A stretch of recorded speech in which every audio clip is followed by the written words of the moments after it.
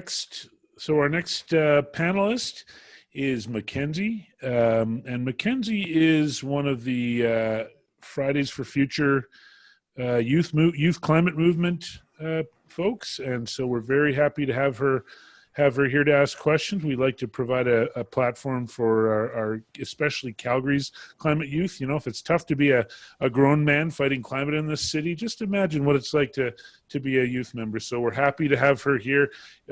Take it away, Mackenzie.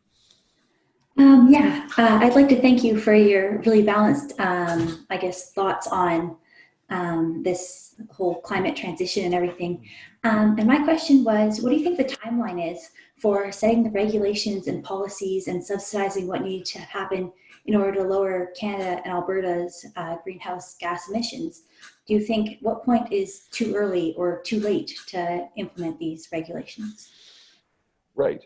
So, Mackenzie, probably shouldn't say this to you. I say this to older people. I mean, we are already too late in the sense that we should have acted a long time ago. And yes. And we did act a long time ago, but it was in baby steps.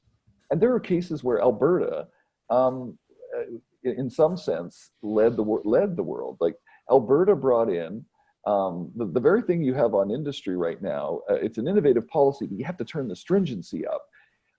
They brought in a policy on emission-intensive industry, and as a member of the Intergovernmental Panel on Climate Change, I'm on the chapter that does policy. I still point out the Alberta policy of 2005. Alberta were leaders in this.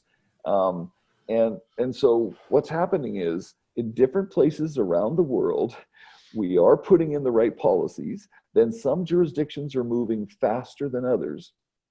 And in fact, among industrialized countries now, the latest I saw, it was 18 or 20 countries, now some are quite small and so on, whose emissions had stopped growing and were going down. And now Canada's are kind of sort of going down, because Alberta was going up and Ontario and Quebec were going down and British Columbia was about in the middle. But we actually needed them to be going down much faster. And I know you're aware of that. And so that's really the failing, is that we're not moving fast enough.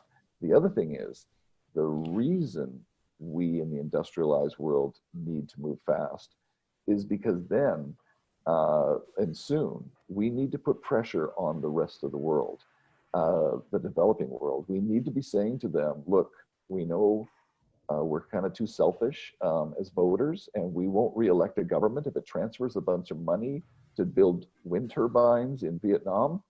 But in Vietnam, Philippines, Indonesia, Pakistan, India, you can't build any more coal plants, or we're going to put tariffs on you.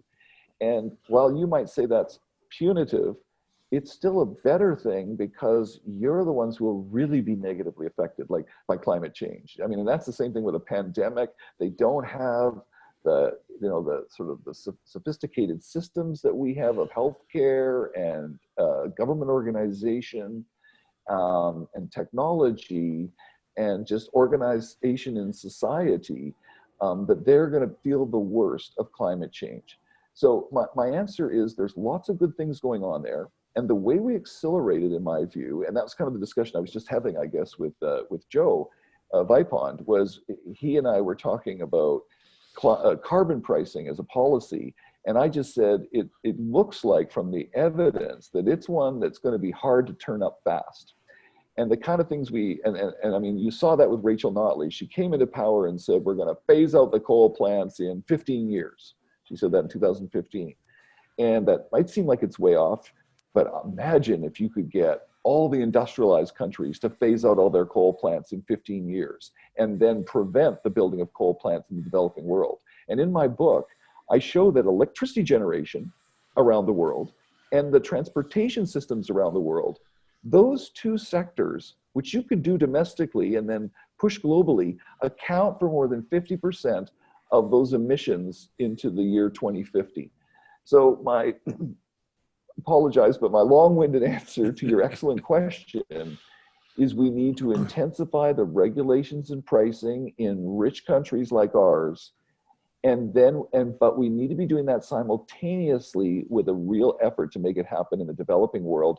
And some of that will require us to put away sort of our idealism And so I'm saying this, you're a young person. I'm not saying you're guilty of this, but I talk to a lot of young people and they'll say, well, and also we got to help the developing world. And I'll say that we're not going to help them that much. We're not like that. That's not how somebody gets reelected in our country. Let's be realistic about that. We still want to save people in the developing world from the most horrendous effects of climate change. And that's probably going to involve global tariffs, which will be seen as punitive, but they're not. Yeah, that answered it very well. Thank you. Thank you. Excellent question. Thanks, Mackenzie.